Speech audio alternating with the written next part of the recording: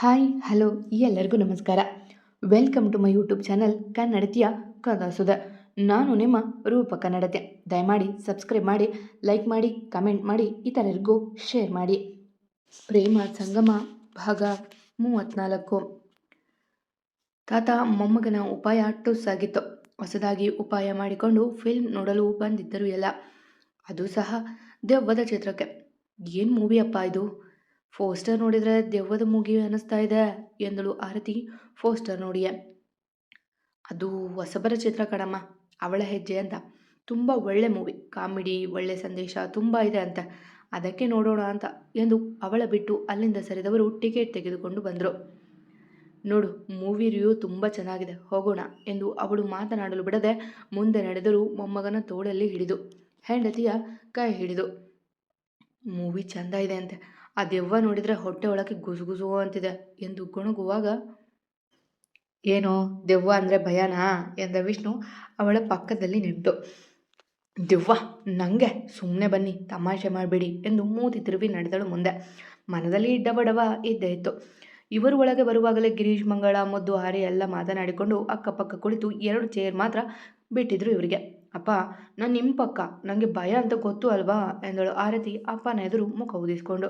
ಅಯ್ಯೋ, ಇಂಟ್ಲು ತಾತಾಯ್ತು ಮಮ್ಮಿ, ಬನ್ನಿ ದೆವ್ವ ಬಂದೇ ಬಿತ್ತು ಎಂದು ಆರೆ ಹೇಳಿದೆ. ಎದ್ರಿಕೊಂಡು ಕುಳಿತು ಬಿಟ್ಲು ಆರು.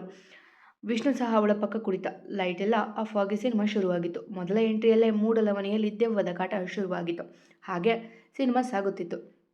ಸಮಯ ಆದಂತೆ ದೆವ್ವದ ಆರ್ಭಟ ಹೆಚ್ಚಾಗಿದ್ದೆ ಭಯಗೊಂಡ ಆರತಿ, ವಿಷ್ಣು ನಂಗೆ ಭಯ ಆಗ್ತಿದೆ, ಈ ಕಡೆ ಬನ್ನಿ, ನಾನು ಅಪ್ಪನ ಕೈ ಹಿಡ್ಕೊಂಡು ಕೂತ್ಕೋತೀನಿ ಎಂದಳು ಆರತಿ ವಿಷ್ಣುವನ್ನು ನೋಡಿ.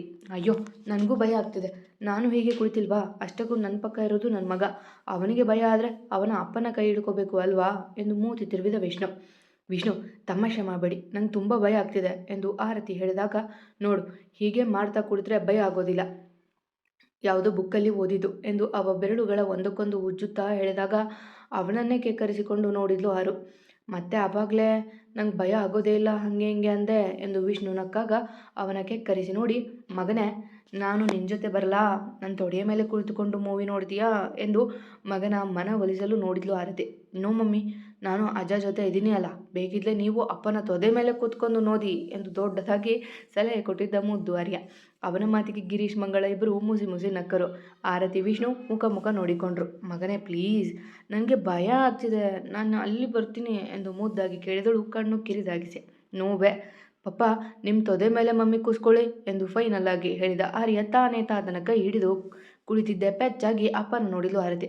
ನಿನ್ನ ಕಷ್ಟ ನೋಡೋಕ್ಕಾಗ್ತಿಲ್ಲ, ಈ ಕಡೆ ಬಾ, ನಾನೇ ಹೋಗ್ತೀನಿ ಲಾಸ್ಟ್ಗೆ ಎಂದು ಹೇಳಿದಾಗ ಖುಷಿಯಿಂದ ಎದ್ದು ಅವಳು ಅವನ ಕಡೆಗೆ ಬರುವಾಗ ದೆವ್ವ ದೈತ್ಯಾಕಾರವಾಗಿ ವಿಕಾರವಾಗಿ ಬಂದಿತ್ತು ಪರದೆಯ ಮೇಲೆ. ಅಷ್ಟೇ ಮಮ್ಮಿ ಎಂದು ಅರಚಿಕೊಂಡು ವಿಷ್ಣುವಿನ ಮೇಲೆಯೇ ಬಿದ್ದು ಬಿಟ್ಲು ಆರತಿ. ಕತ್ತಲು ತುಂಬಿದ ಥಿಯೇಟರಲ್ಲಿ ಅದೆಷ್ಟು ಮುದ್ದಾಗಿ ಕಾಣುತ್ತಿದ್ಲು ಅವಳು. ಸ್ಕ್ರೀನ್ ಬೆಳಗು ಒಂದು ಬಿಟ್ಟರೆ ಮತ್ತೆ ಅವ ಬೆಳಕಿಲ್ಲ ಅಲ್ಲಿ. ಮುದ್ದು ಮುದ್ದು ಅವಳ ಮುಖ, ಭಯಕ್ಕೆ ಅದರುತ್ತಿರುವ ತುಟಿಗಳು, ಪಟಪಟನೆ ಬಡಿಯುತ್ತಿದ್ದ ಕಣ್ಣಿನ ರೆಪ್ಪೆ. ಹಬ್ಬ, ಅದೆಷ್ಟು ಸುಂದರಿ ಇವಳು ಎಂದು ಎನಿಸದೇ ಇರಲಿಲ್ಲ ವಿಷ್ಣುವಿಗೆ. ತನ್ನ ತಾನು ನಿಯಂತ್ರಿಸಿಕೊಳ್ಳಲು ನೋಡಿದ್ಲು. ಅದು ಆಗದೇ ಇದ್ದಾಗ ಮುಖದ ಮೇಲೆ ಹರಡಿದ್ದ ಅವಳ ಕೂದಲುಗಳ ಹಿಂದೆ ಸರಿಸಿದ ಮೆಲ್ಲಗೆ. ಇತ್ತ ಅಪ್ಪ ಅಮ್ಮನನ್ನೇ ನೋಡುತ್ತಿದ್ದ ಆರ್ಯ. ಅವನ ನೋಡಿದ ಗಿರೀಶ್ ಅವರು, ಆರ್ಯ ನೋಡು, ಅಲ್ಲಿ ದೆವ್ವ ಎಷ್ಟು ಮುದ್ದಾಗಿದೆ, ಪಾಪು ಇದೆ ಅಲ್ಲಿ ಎಂದು ಅವನ ಕರೆದುಕೊಂಡು ತಮ್ಮ ಮಡಿಲಲ್ಲಿ ಕೂರಿಸಿಕೊಂಡು ಅವನ ಕಡೆ ನೋಡದಂತೆ ಮಾಡಿದರು. ಏ ಆರು, ಏಟಾಯ್ತಾ ಎಂದು ವಿಷ್ಣು ಮೆಲ್ಲಗೆ ಹೇಳಲು ವಾಸ್ತವಕ್ಕೆ ಬಂದಳು. ಹಾಂ, ಸ್ವಲ್ಪ ಕಾಲು ಪರವಾಗಿಲ್ಲ ಎಂದು ಅವನಿಂದ ಮೇಲೆ ಸರಿದು ಖಾಲಿಯಾಗಿದ್ದ ಪಕ್ಕದ ಜಾಗದಲ್ಲಿ ಕುಳಿತಳು.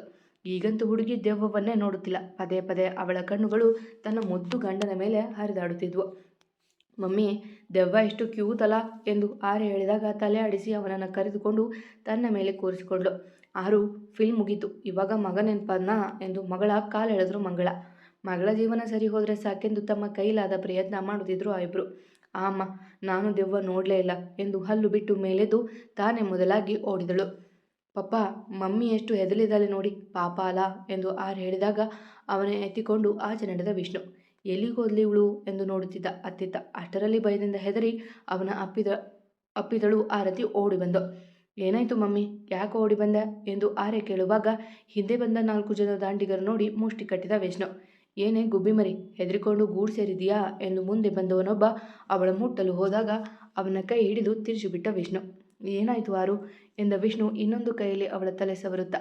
ಗಿರೀಶ್, ಮಂಗಳ ಗಾಬರಿಯಾಗಿದ್ರು. ಆರ್ಯ ತಾತನ ತೋಳಿನಲ್ಲಿದ್ದ. ಅವರು ಅವರು ಅಸಹ್ಯವಾಗಿ ಮಾತಾಡಿ ಇಲ್ಲಿ ಟಚ್ ಮಾಡಿದರು ಎಂದು ತನ್ನ ನಡು ಮುಟ್ಟಿ ತೋರಿಸಿದ್ಲು ಬಿಕ್ಕುತ್ತಲ. ಅದಕ್ಕೆ ಅಳ್ತಾ ಬರ್ತಾರಾ, ಒಂದು ಕೊಟ್ಟಿದ್ರೆ ಹೋಗ್ತಿತ್ತು ಎಂದು ಹೇಳುವಾಗ ಎದುರಿಗೆ ಬಂದ ಮತ್ತೊಬ್ಬ. ಏಯ್, ನೀನ್ಯಾರೋ ಹೀರೋ ಆಗೋಕ್ಕೆ ಬಂದಿದೀಯಾ? ಅವಳಿಗೇನಾದರೂ ಯಾಕೋ ಬೇಕು ನಿನಗೆ? ಸುಮ್ಮನೆ ಹೋಗ್ತಾ ಇರು ಎಂದು ಹೇಳಿದ ಪುಂಡ. ಹೀರೋ ಆಗೋಕೆ ಅಲ್ಲ, ನಾನು ಹೀರೋನೇ. ನಾನು ಕೇರ್ ಮಾಡಲೇಬೇಕು ಅಲ್ವಾ ನನ್ನ ಮಗನೇ? ಅವಳು ನನ್ನ ಹೆಂಡ್ತಿ ಕಣೋ ಎಂದು ಹೇಳಿದವನ ತಲೆ ಹಿಡಿದು ಹೊಟ್ಟೆಗೆ ಗುದ್ದಿದ್ದ. ಆ ಏಟಿಗೆ ಹೆದರಿ ಆರತಿ ಹಿಂದೆ ಹೋಗಿ ಅಪ್ಪನ ಪಕ್ಕ ನಿಂತಳು. ತಾತ, ಕೆಳಗೆ ಇಳಿಸಿ, ನಾನು ಫೈಟ್ ಮಾಡ್ತೀನಿ ಎಂದು ಆರೆ ಹೇಳಿದಾಗ ಅವನ ತಲೆ ಸಬರಿ, ಬೇಡ ಕಂದ, ಸುಮ್ಮನೆ ನಿಂತ್ಕೊ, ಅಮ್ಮ ಹೆದರಿದ್ದಾರೆ ನೋಡು ಎಂದು ಅವನ ಕೆಳಗೆ ಇಳಿಸಿ ಆರತಿಯ ಸಮಾಧಾನ ಮಾಡಲು ನೋಡಿದರು. ಹೆದರಬೇಡ ಆರು, ನೋಡಿಲಿ ನಿನ್ನ ಗಂಡ ಎಲ್ಲರಿಗೂ ಹೇಗೆ ಚಚ್ಚುತ್ತಾ ಇದ್ದಾನೆ ಎಂದು ಹೇಳಿದೆ. ಸ್ವಲ್ಪ ತಲೆ ಎತ್ತಿ ನೋಡಿದ್ಲು. ನನ್ನ ಹೆಂಡತಿ ಮೇಲೆ ಕೈ ಇಡುವಷ್ಟು ಧೈರ್ಯ ಏನು ನಿನಗೆ? ನನ್ನ ಹೆಂಡತಿಯಲ್ಲ, ಇನ್ಮೇಲೆ ಯಾವ ಹೆಣ್ಣು ಮುಟ್ಟೋಕ್ಕೂ ಈ ಕೈ ಇರಬಾರ್ದು ಎಂದು ಅವನು ಹೊಡೆಯುವಾಗ ಗಿರೀಶ್ ಮಂಗಳ ಖುಷಿ ಪಡುತ್ತಿದ್ದರೆ ಪುಟ್ಟ ಆರ್ಯ ಅಪ್ಪನಿಗೆ ಸಹಾಯ ಮಾಡಲು ಕೋಡು ಹುಡುಕುತ್ತಿದ್ದ.